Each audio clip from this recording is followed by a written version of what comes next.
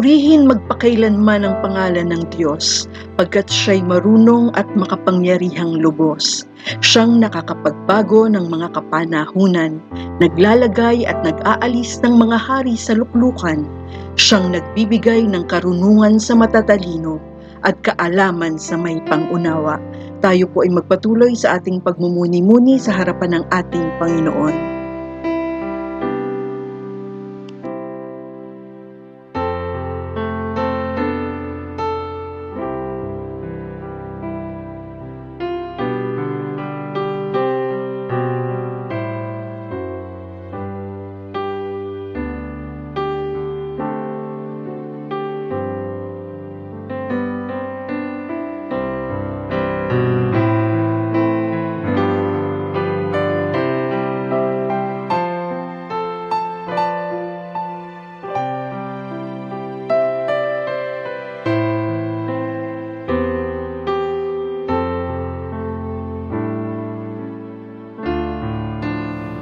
Tayo po ay lumayo, tayo po ay manalangin.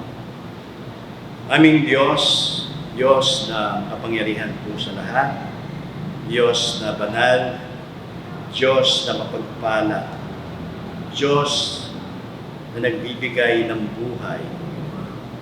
Hayaan mo na sa umagang ito, kami po, Ama, ay sumamba sa iyo sa Espiritu at sa katotohanan.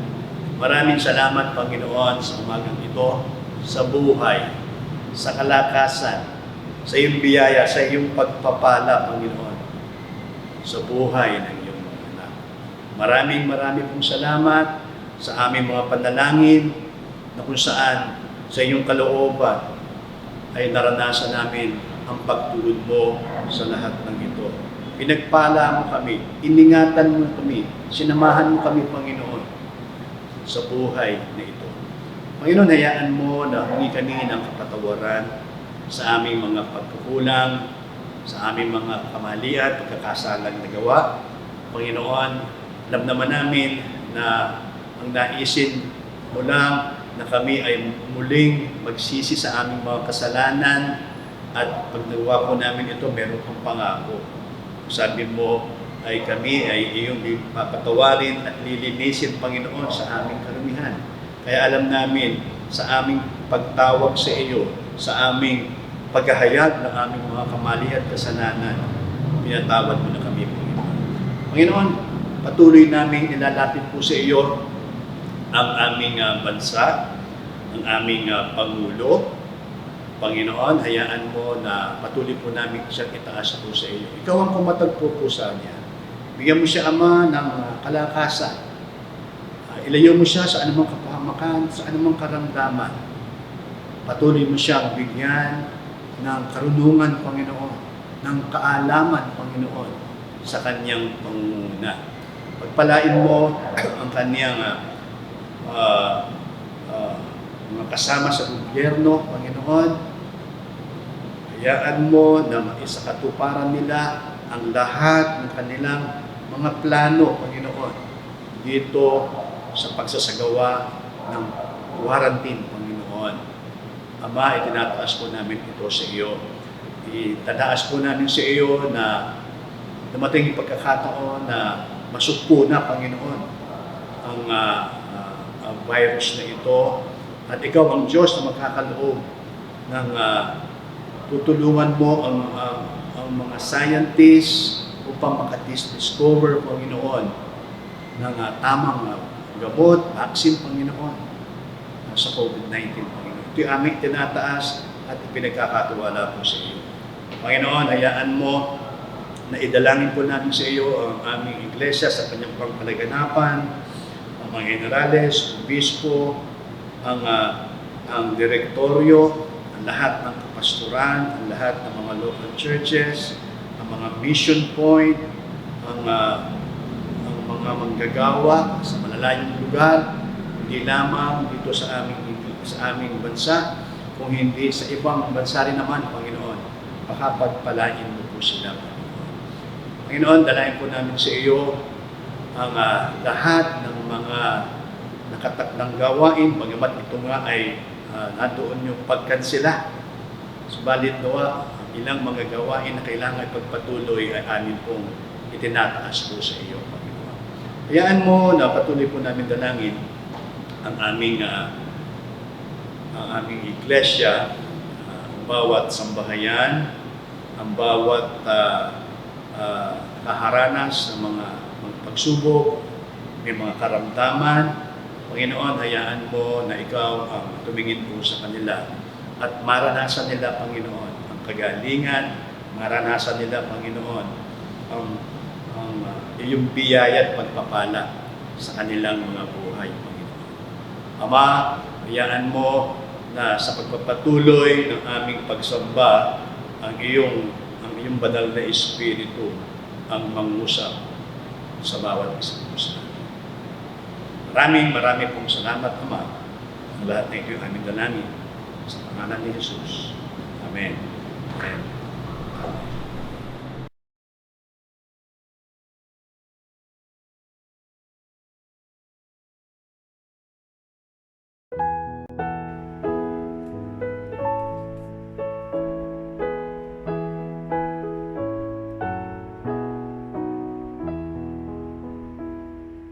Matamis ang magtiwala kay Jesus na dakila. Lalasapin ko'y biyaya at walang hanggang pala. Jesus, Jesus, anong tamis ang sa iyo'y umibig. Jesus, Jesus, aking nais ang sabi mo'y manalig. Kay sarap ng magtiwala sa dugong mapagpala, sala ko'y nahugasan niya at kanyang pinalaya. Jesus, Jesus, anong tamis ang sa iyo'y umibig. Jesus, Jesus, aking nais ang sabi mo'y manalig. Kay tamis ni Jesus na sa akin tumubos, siyang kahaliwang lubos at kabuhayang puspos. Jesus, Jesus, anong tamis ang sa iyo'y umibig. Jesus, Jesus, aking nais ang sabi mo'y manalig. Ang sabi mo'y manalig.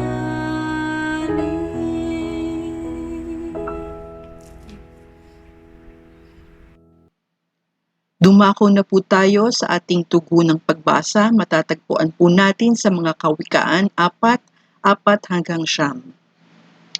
Sa aking mga aral, buong puso kang manangan, sundin mo ang aking utos at ikaw ay mabubuhay.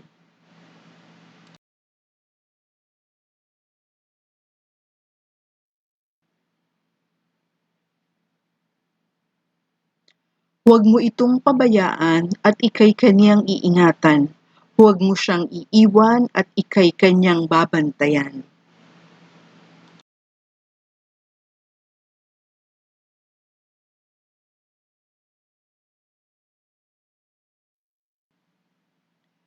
Karunungay pahalagahan at ika'y kaniyang itataas. Bibigyan kang karangalan kapag iyong niyakap. Tayo pong lahat, siya'y korona sa ulo, sakdal gadda, anong inam at putong ng kalulatian sa iyong katauhan.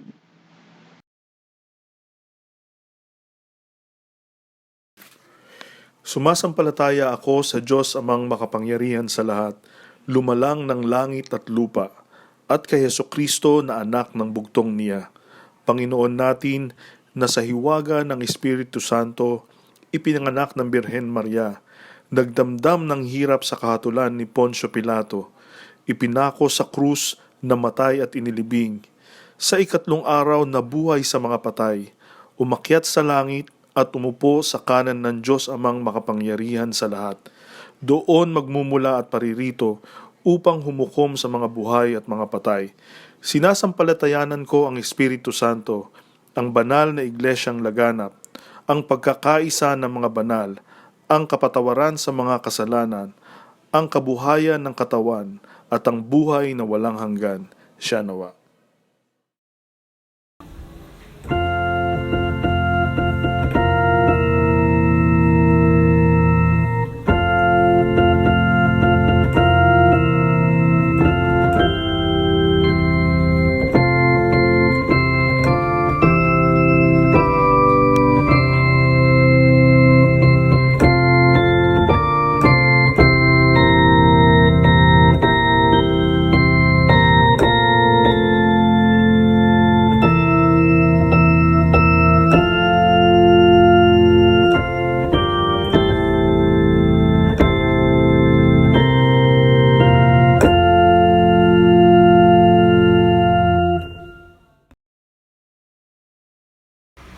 Magandang umaga po sa ating lahat. Samahan niyo po kami sa pag-aawitan. Samahan niyo kami sa patuloy na pagsamba sa ating Panginoon.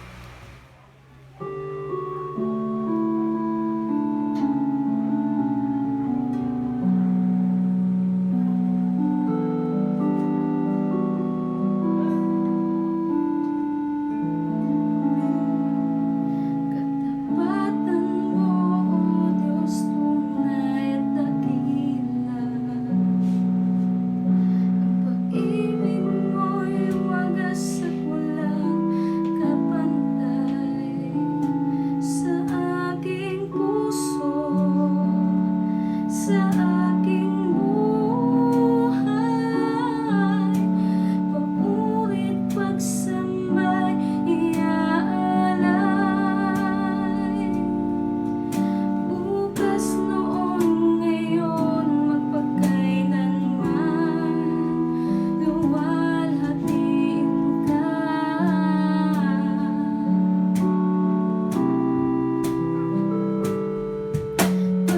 Panginoon, kaluti mo sa akin.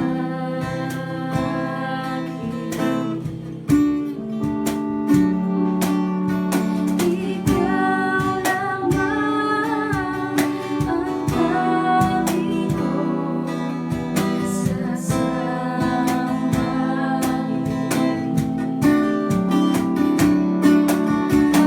Aawitan kita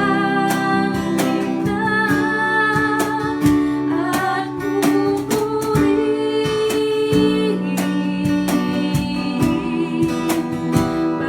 Panginoon, kay buti mo sa Aawitan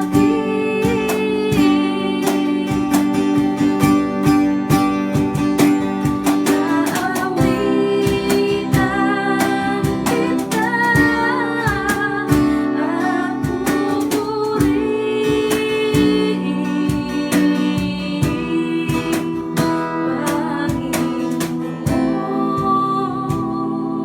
Panginoon, kay buti mo sa akin.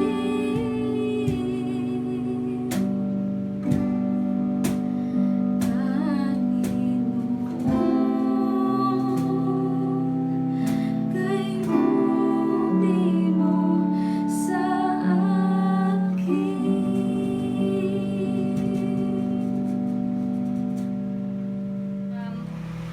Patuloy po tayo sa pag-aawitan. Yung next na song po natin is Alay sa Inyo, Ama. And it reminds us na sa kabila ng mga nangyayari ngayon sa atin sa mundo,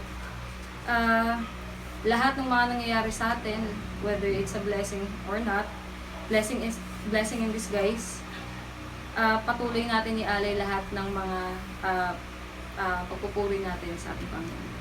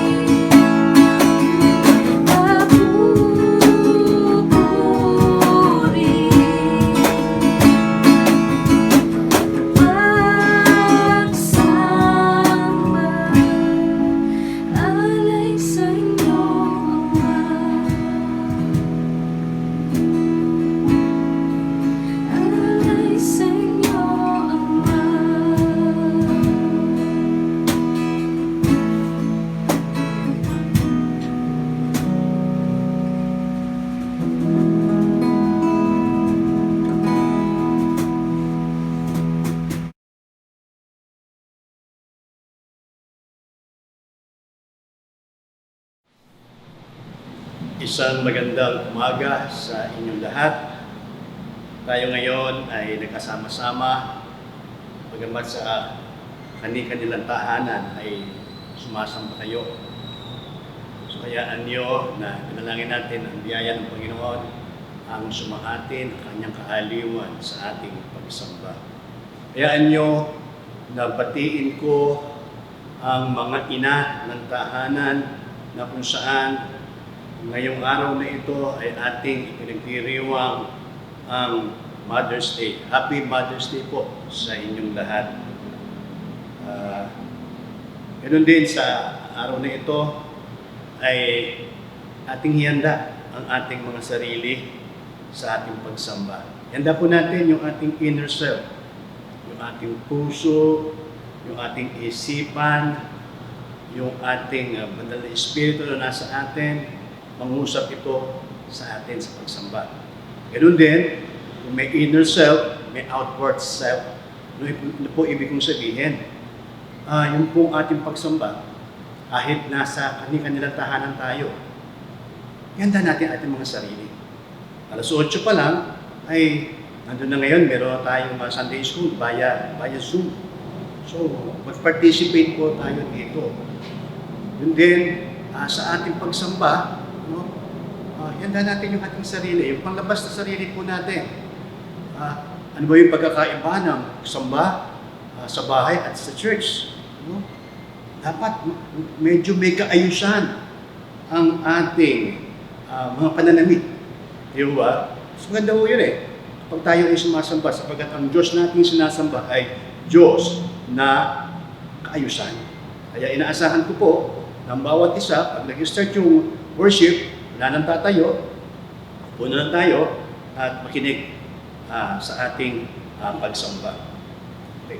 Ang ating pong pag-aaralan ngayon ay yung buhay nitong si King Solomon. No? King Solomon. Yung isang pangyayari sa kanyang buhay na naganap, no? At kakaiba. So, tignan mo natin yung buhay ni King David, yung kanyang ama. Si King David, ang sabi doon, pinagpala siya ng Panginoon. Subalit, may isang pagkakataon sa kanyang buhay na nagkamali siya. Nagkamali siya at natukso siya. At ito yung kay Bathsheba, di ba? Ito yung pinagmula na kung saan unti-unting gumulo yung kanyang kaharian. Subalit sa bandang huli ay naayos naman. At doon nga pumunta yung nung siya ay matanda na, itong si King Solomon ang sumunod sa kanya. Pinagkatiwala ni David yung kanyang kaharian. Si King Solomon, nasabi natin na siya ay pinahahalagahan niya ang kanyang Diyos. Bakit po nasabi yun? Sapagkat nung siya ay naging hari, ay wala siyang hiniling sa Panginoon. Ang hiniling niya ay bigyan siya ng karunungan. Karunungan sa Panginoon sa kanyang pamamahala, sa kanyang kaharian. Wala siyang hiningi sa kanyang sarili. Hindi, ang hiningi lang niya yung wisdom ng gagaling sa Panginoon at magamit niya ito sa kanyang pamamahala. Kaya nga doon sa 1 Kings 3, 1 to 28, dito yung isang pangyayari na kung saan nakita natin, nabasa natin yung maayos na paghatol nitong si King Solomon doon sa dalawang babae. So hindi natin pag-aaralan niya. Nabasa nyo na ang bagay na ito. Ang ating titignan, babalikan, yung mula doon sa kay Abraham hanggang kay David, there were 14 generations. And then, from David to exile to Babylon, another 14 generation. And then 14 generation, kung saan na-exile ang mga Israelites to Christ, there were also 14 generation. No? Titignan natin, kay Abraham pa lang, hanggang kina Solomon, hanggang nung sila ay na-exile sa Babylon, hanggang sa panahon ng ating Panginoon, nandun na yung pagpapala ng Panginoon, nandun yung gabay, yung protection ng ating Panginoon. At dun sa panahon ng ating Panginoon si Kristo, nang siya ay pinanganak, nang siya ay pumasok sa ministry, namatay, muling nabuhay, at yun siya ay makit sa langit. Malinaw sa bawat isa sa atin. Sapagkat ito yung ating sinasampalatayanan. No? Kaya lang pa tayo nagkaroon ng pagkakilala sa Panginoon. Iba't iba ang pagkakataon sa buhay ng bawat isa sa atin na na-encounter natin ang Panginoon sa ating mga buhay. At nabago ang buhay natin. Nabago ang ating isipan, nabago ang ating pananaw sa buhay, nabago ang ating pagkilos, ang ating pananalita. At ito ay ginagawa natin para mabigyan natin ng kaluguran ang ating Panginoon. So ngayong umaga, ang title ng ating pag-aaral ay yung God's Wisdom and Revelation over COVID-19. God's Wisdom and Revelation over COVID-19. Ano ho ba? Ano ba yung naidulot sa atin ng mga aral nung dumating sa atin ang COVID-19? Maaaring nung ito ay dumating, ay natakot pa tayo, nangamba pa tayo, nabalisa pa tayo. Well, yung bilang mga bagay dyan, ay normal naman yun. Normal naman yun. Subalit, hindi ito nagtatagal sapagkat alam natin ang Panginoon ang nasa sa atin. Ang Panginoon na ating kinilala ay hindi magpapabaya sa buhay ng kanyang mga anak. Ano ibig kong sabihin? Diba? Nung sinabi natin na nung panahon ng COVID-19, naka-lockdown tayo, naka-quarantine tayo, dumalas yung ating panalangin, di ba? Nasa bahay lang tayo wala tayong ginagawa. At maaring nabasa natin ang Biblia. Sino ba sa atin ang nakatapos na ng pagbabasa ng buong Biblia? Alam ko, meron. At yung iba, nakaulit na ng pagbabasa nito. At lalong lumapit yung ating relasyon sa ating Panginoon. Ay, siyempre, tumatawag ka lagi sa Panginoon na ingatan ka, subaybayan ka, at ilayo sa anumang karamdaman.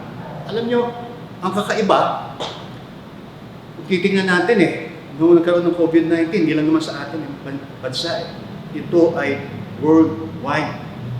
Ito ay pandemic. Buong mundo.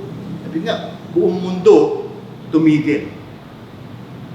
Tumigil ang buong mundo. Kaya nga ba, nung Holy Week, nung dumaang Holy Week, kakaiba wala tayong ginawang kakaiba yung karaniwan nating ginagawa tuwing Holy Week. So ano yung pinapakita rito ng ating Panginoon? Pinapakita rito na ang lahat ng tao isipin, alalahanin yung dakilang pag-ibig ng ating Panginoon na kanyang ginawa doon sa cross, sa buhay ng bawat isa sa atin. Naisin niya ang mga tao, iisa lamang ang Diyos na tinatawagan at kinikilala sa kanilang mga buhay. Ito na yung pangyayari na kung saan, masasabi natin, nandoon yung mga pagtatanong ng marami. Kasi, alam nga, itong COVID-19, kakaiba. Kakaiba. At minsan, may mga katanungan, sinasabi nila, ito na ba? Are we in the last days? Nasa mga huling panahon na ba tayo? No? Alam niyo, kung ako ang inyong tatanungin,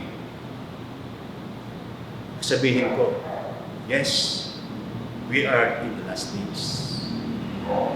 Yun ay para lamang sa akin. Sapagkat nakasulat naman yan eh. Diba? Nakasulat naman yan.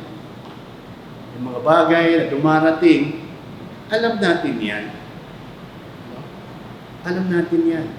At ito yung sa ating pagbabasa, sabi nga, nung tayo nakakilala, yung mga bagay na hindi natin nalalaman, yung mga bagay na ipinapakita sa atin ng ating Panginoon at sa pamamagitan ng ating pananalig sa Kanya, pagsampalataya sa Kanya, ito yung ating pinaghahawakan.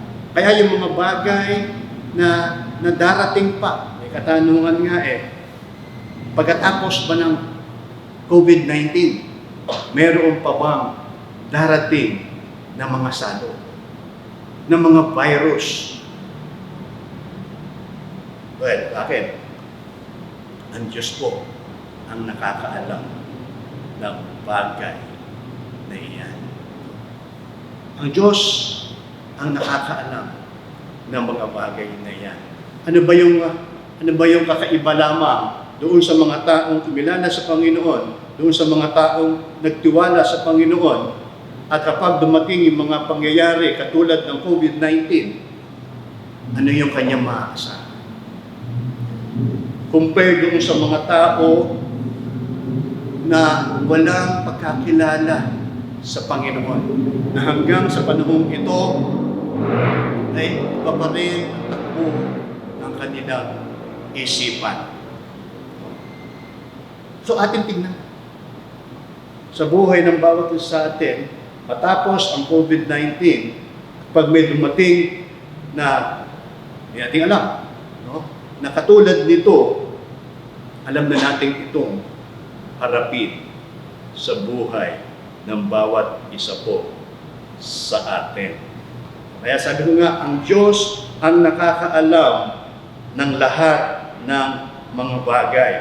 Ang sabi po sa Isaiah 55:8 and 9, ang wika ni Yahweh, ang aking isipan ay di ninyo isipan, at magkaiba ang aking daan. Kung paano ang langit ay higit na mataas sa lupa, ang daat isipan ko'y hindi maaabot ng inyong akala. Hindi natin alam ang isipan ng ating Panginoon. Hindi natin alam kung ano ang mangyayari pagkatapos ng COVID-19. Ang mahalaga nito, anumang virus o salot ang dumating sa buhay ng bawat isa po sa atin, tandaan po natin, meron tayong Diyos na sinasampalatayan. Meron tayong iisang Diyos lamang na ating sinasampalatayan. Gusto ko po mag-iwan sa inyo ng tatlong salita ng ating Panginoon na mapanghahawakan po natin. Tatlo lang po. Yun lamang po tayo tatlo sa ating pag-aaral. Bibigyan ko po kayo ng tatlong salita, tatlong verse na kung saan sa panahon na para bagang iniisip natin, ito na nga ba ang katapusan? Well, sabi ko nga sa inyo kanina, hindi natin nalalaman yan. Ang kaisipan at ang daan ng Panginoon ay hindi natin isipan at daan. Hindi natin ito akala. Hayaan nyo, ibigay ko po sa inyo yung sinabi ng ating Panginoon doon sa Hebreo 13:5. Sabi doon sa bandang huli, Hindi kita iiwan ni pababayaan man. So hindi tayo iiwan. At hindi tayo pababayaan ng ating Panginoon. Madalas po natin marinig yan. At alam natin, yun ang pinanghahawakan ng mga taong nananalig sa ating Panginoon. Pangalawa, ang sabi doon sa Pilipos 4:12 to 13. Yan, sabi to ni Pablo diba, sa Pilipos. Ang sabi niya, naranasan ko ang maghikahos, naranasan ko ang managana, natutunan kong nang harapin ang anumang katayuan. Ang mabusog o magutom, ang kasaganaan o kasalatan.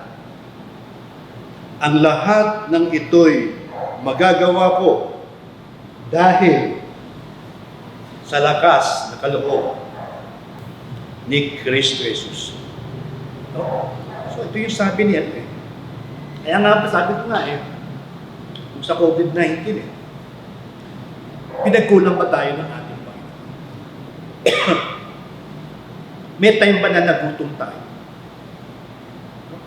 Kaya kung sa panahon yun, naranasan natin yun, ang hawakan natin sa salitang ito. Si Pablo nga lahat ng mga hirap na kanyang dinanas, sabi nga niya, lahat ng ito ay nadanas niya. Subalit, sabi doon, yung kaloob ni Kristo sa kanya upang matagalan, upang malakpasan ang lahat ng mga bagay na ito ay kanyang nalakpasan.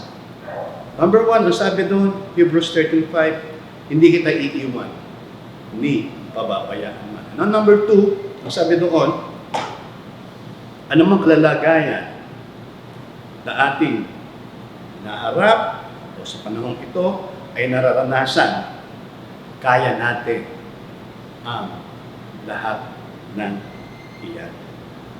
Number 3, ang sabi doon, tatandaan niyo po ito, napakaganda nung sinabi po dito. So 1 John 5:20. 1 John 5:20. Sabi, at nalalaman natin na parito ang anak ng Diyos at ibinigay niya tayo at binigyan niya tayo ng pang-unawa upang makilala natin ang tunay na Diyos. At tayo'y nasa tunay na Diyos sa kanyang anak na si Jesucristo. Ito ang tunay na Diyos at buhay na walang hanggan. Ang ganda ng sinabi.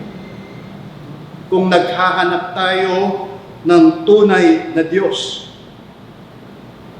ako ang sinabi dito.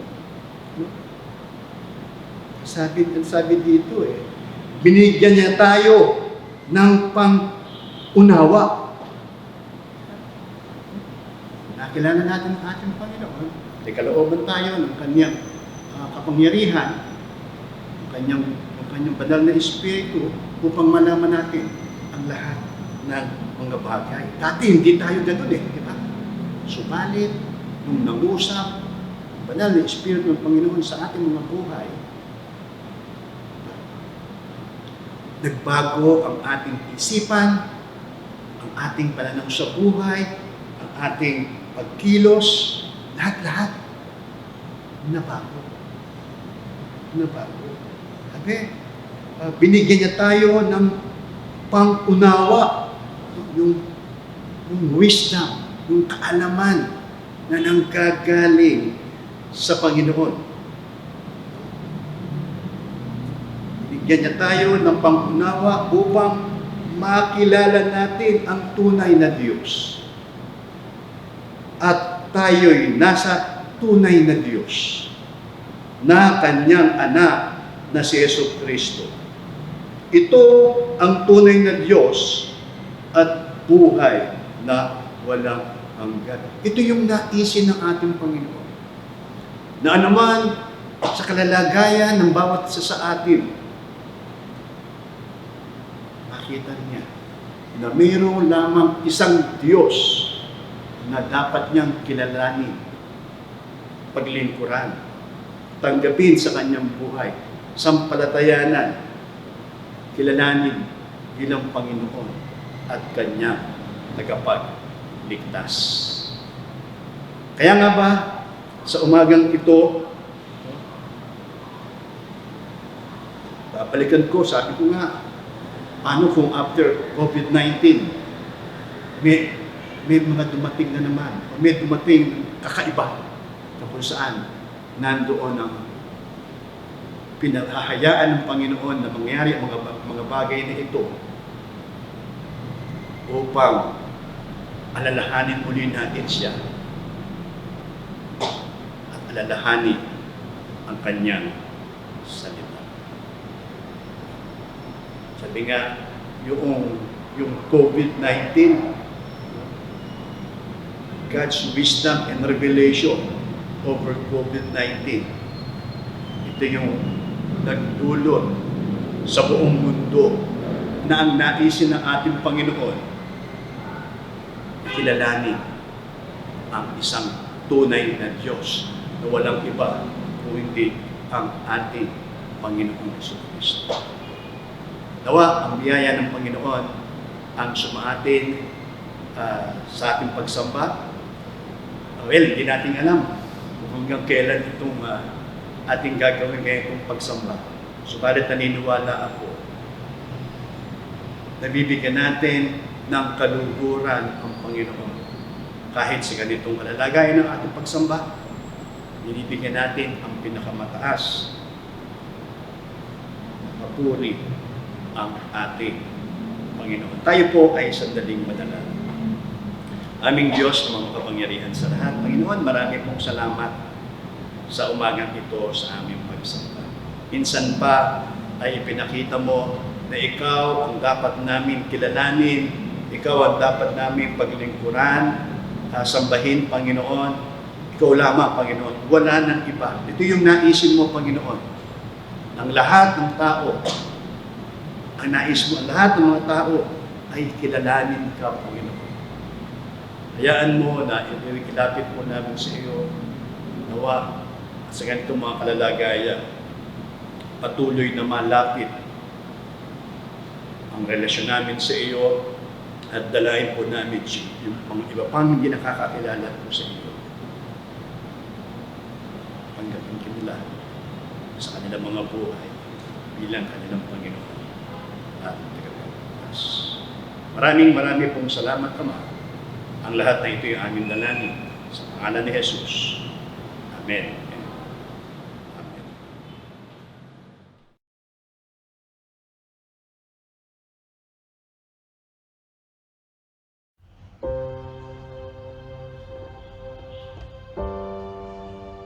Not be anxious about anything, but in everything, by prayer and supplication with thanksgiving, let your requests be made known to God. The peace of God, which surpasses all understanding, will guard your hearts and minds in Christ Jesus.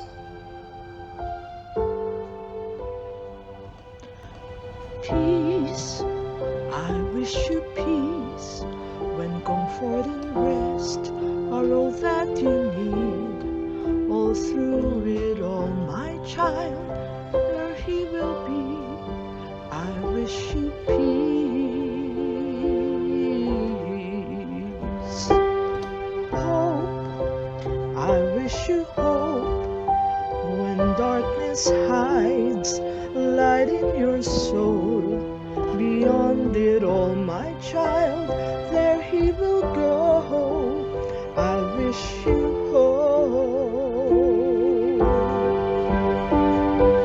Love will never fail you. Love will never leave. So I'm trusting in Jesus for you and me.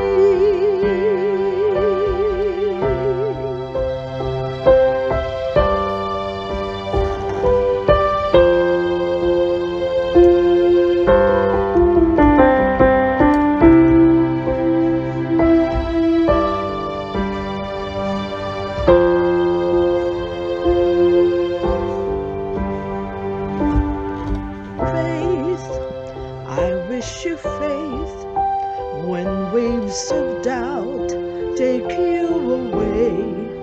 I will believe for you, you'll make a way. I wish you faith. Love will never fail you. Love will never leave. So I'm trusting in Jesus for you and me. Peace, hope, faith, love. I wish you peace. I wish you this. This is my prayer for you.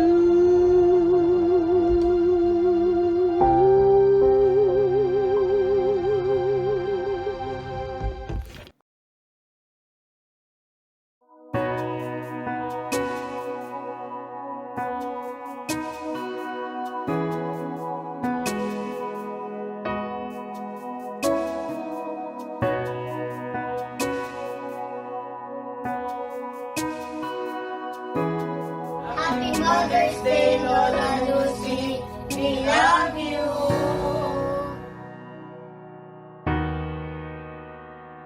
Happy Mother's Day, Mommy Elsie. God bless you with more healthy, happy years. We love you. Happy Mother's Day, Lola Marina, Mama Pinky, Nanay, and Mommy. We love you.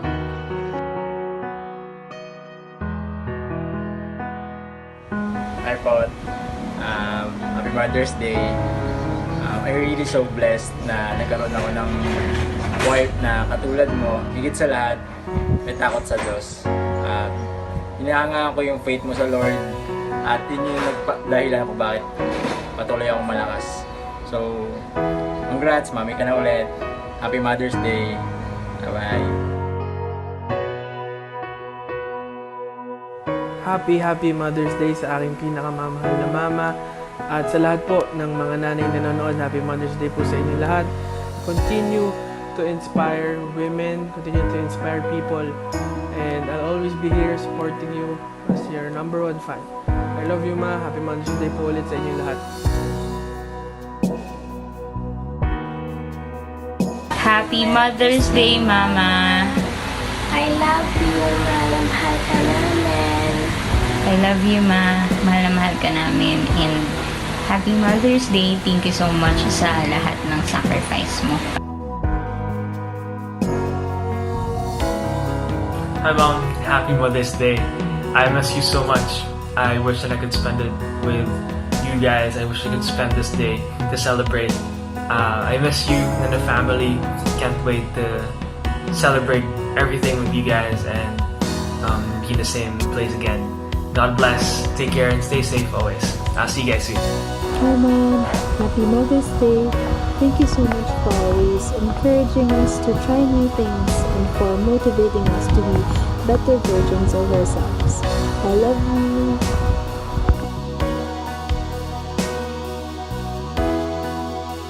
Hi Mom, Happy Mother's Day. and we want to say that We love you. and thank you for everything that you have done for us.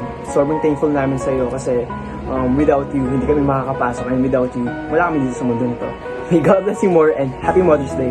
Bye-bye. Happy Mother's Day, Ma'am Holly! We love you! Mwah!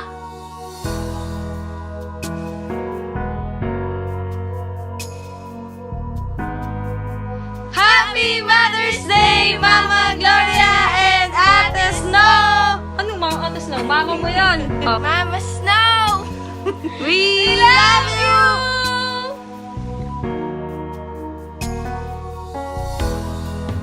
Happy Mother's Day! Love you! Flying kiss! Happy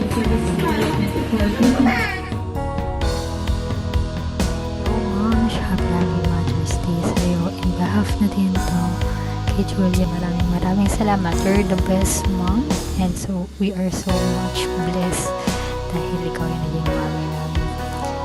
Stay healthy, stay cool, and cute. Sana ma-enjoy mo itong araw na to. We love you. Bye! Happy Mother's Day, Nanay. Salamat po sa pag-aaruga po mo sa amin. Love you. Happy Mother's Day. Happy Mother's Day sa nanay ko. At kay Mami Lucy. Happy Mother's Day po. Love you.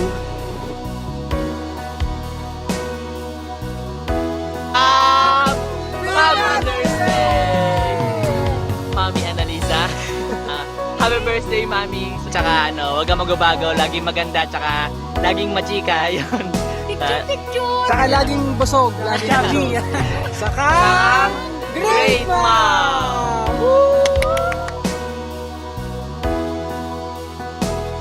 Happy Mother's Day, Mom! We love you!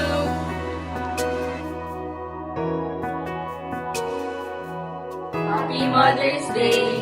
Thank you for everything. Thank you sa pag-aalaga sa amin at sa support. Thank you sa pagpapalaki sa akin ng mga Diyos. We love you! Happy Mother's Day, Mama! We love you! Dito lang kami palagi, kahit pasaway. Love you. Love you!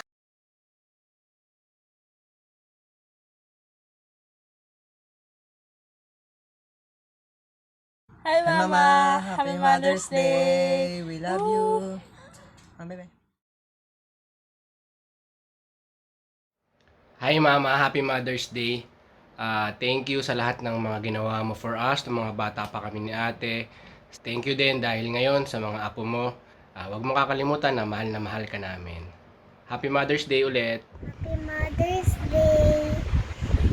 Thank you for taking care of us. We love you.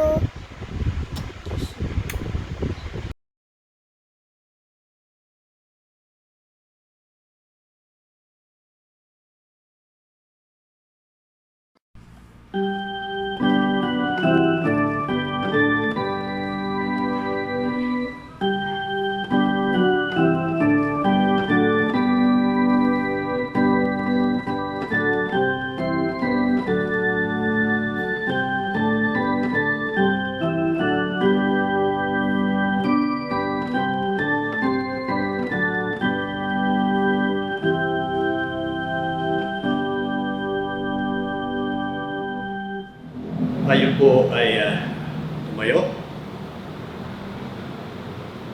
Aming Diyos, patuloy po kaming sumasamba po sa iyo.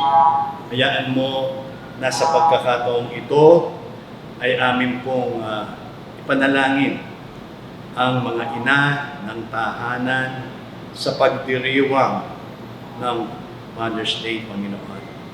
Panginoon, hayaan mo na ikaw ang patuloy na kumatatpo, Panginoon, sa lahat ng mga ina. Hayaan mo na patuloy mo silang bigyan ng kalakasan, ilayo sa anumang karamdaman, at pagpalain mo, Panginoon, ang bawat sambahayan, Panginoon. At naway magkaroon ng maayos na relasyon ang bawat sambahayan. Hayaan mo na ikaw ang patuloy na kumalinga po sa kanila, pagpalain mo sila, ikaw po, Ama, ang kumatagpo sa bawat sambahayan. At sa pagkakataong ito, Ama, igawad mo, Ama, ang iyong makapangyarihang bendisyon. Pagpalain nawa kayo ng Panginoon at ingatan kayo. Paliwanagin nawa ng Panginoon ang kanyang mukha sa inyo at makapag sa inyo. Ilingap nawa ng Panginoon ang kanyang mukha sa inyo at bigyan kayo ng kapayapaan mula ngayon at magpakailan-kailanman. Amen.